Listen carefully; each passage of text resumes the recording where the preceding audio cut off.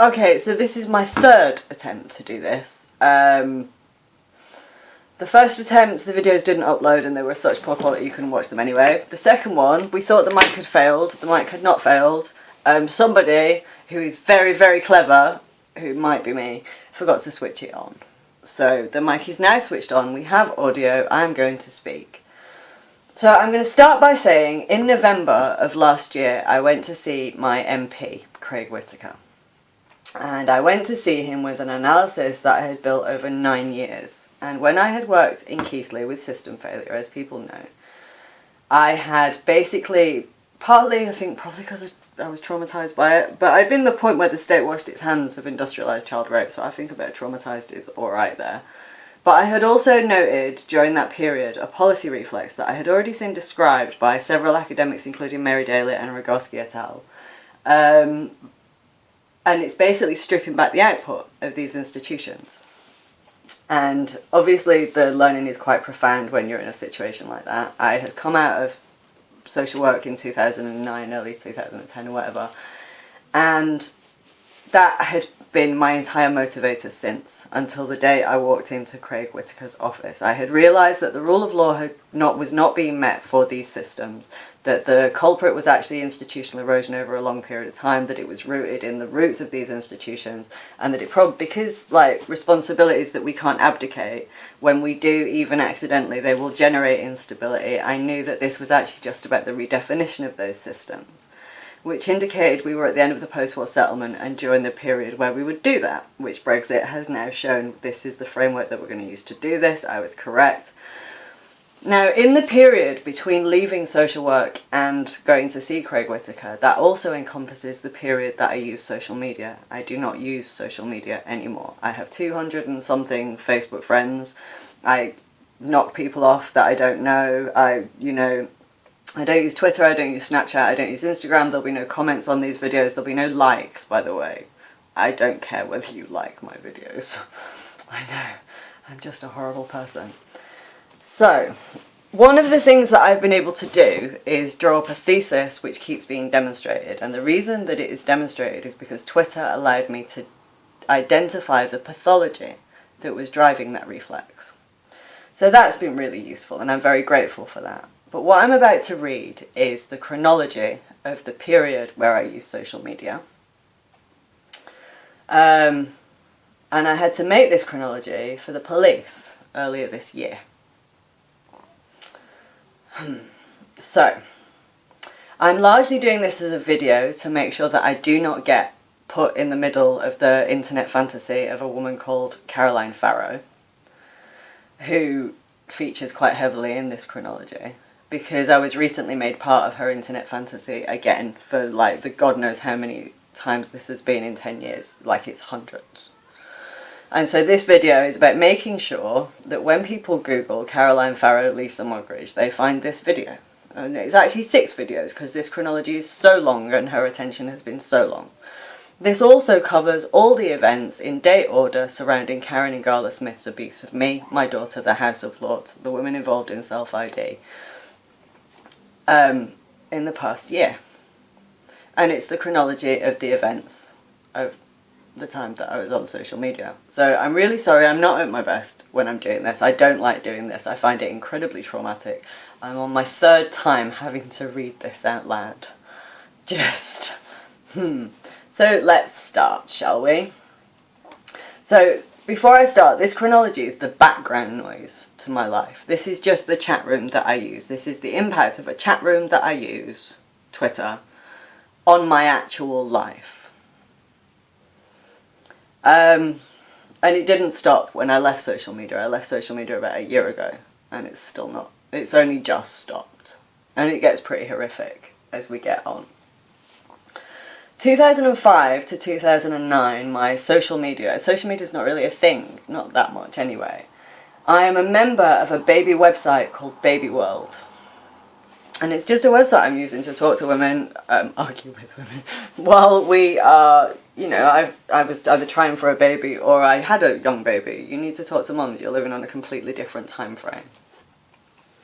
A woman called Caroline Farrow is also a member of this website. I don't really know her that much. I don't know who she is. We're not friends. We're not close. We interact, but, you know, I do not know this woman. I am not aware that during this period she has become fixated on me, and I do not become aware of that for quite a long time.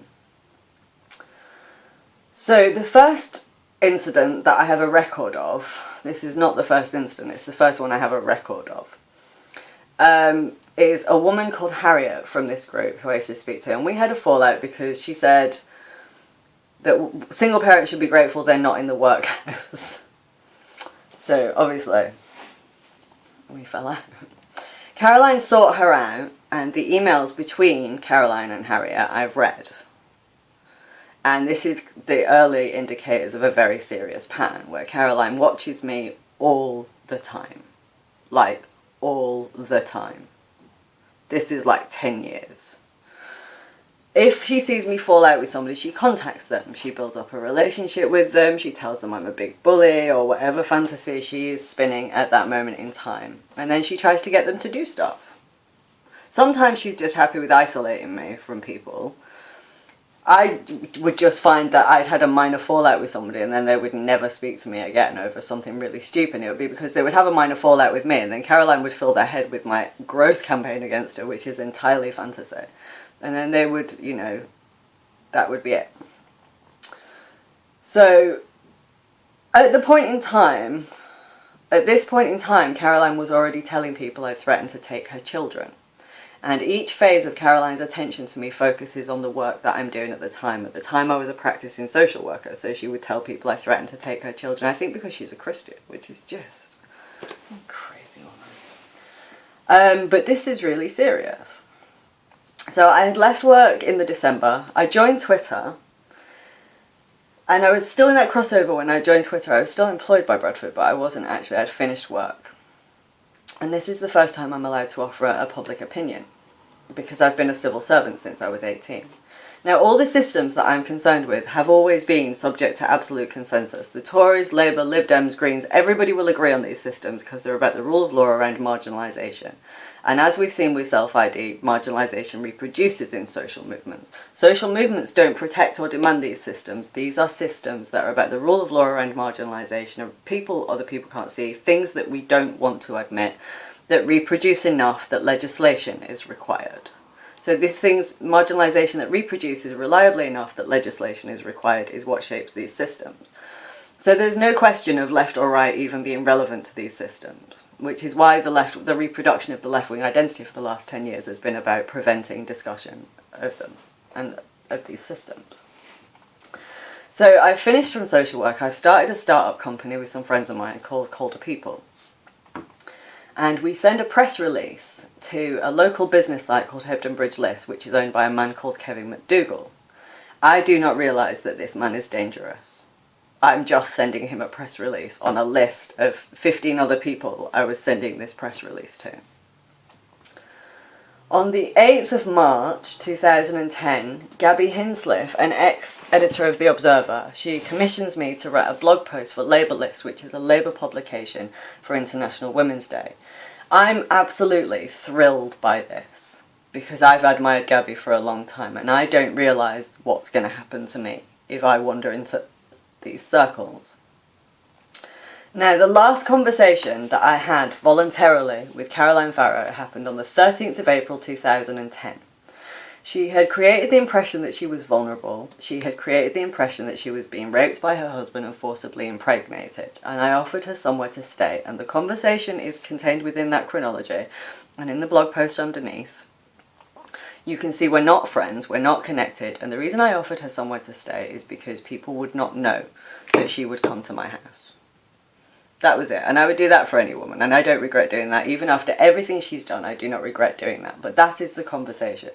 This shaped my dealing with her for several years. I didn't know this was a malicious fabrication. I didn't know that simultaneously she was saying I had threatened to take her children. But what I did know was I would never hurt somebody who was in that position, and that my concern for her vulnerability shaped every bit of communication anybody else had from me for several years. And in fact, really, even when Posey Parker was whipping up, my opinion was that vulnerable and dangerous are not different. I still at this point do not know that this is about setting me up and she's fixated on me. The 5th of May, I get an email from Caroline out of the blue about a Christian voting issue. It indicates she's been reading my Twitter feed, but it's quite good-natured. I still do not realise that this woman is dangerous. May 2010, the election, austerity starts. Single mothers are clearly going to be hammered, largely because of the reflex that I've already identified in children's services. It's largely part of the same overall crisis, but I'm going to be in the middle of it because I am a single parent. On the 1st of October, Hebden Bridge List, the website that Kevin runs, it starts with defamation of my company on there. And we're a start. We're a bunch of very poor single parent social care workers looking to set up a startup.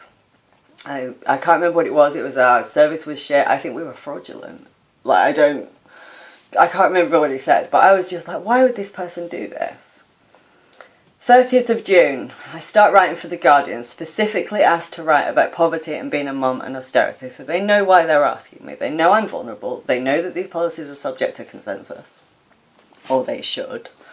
And I realised very quickly that this is not what it appears. I have the Guardian editors monitoring my Twitter feed for things that I say, because they think, I don't know what they think they're doing.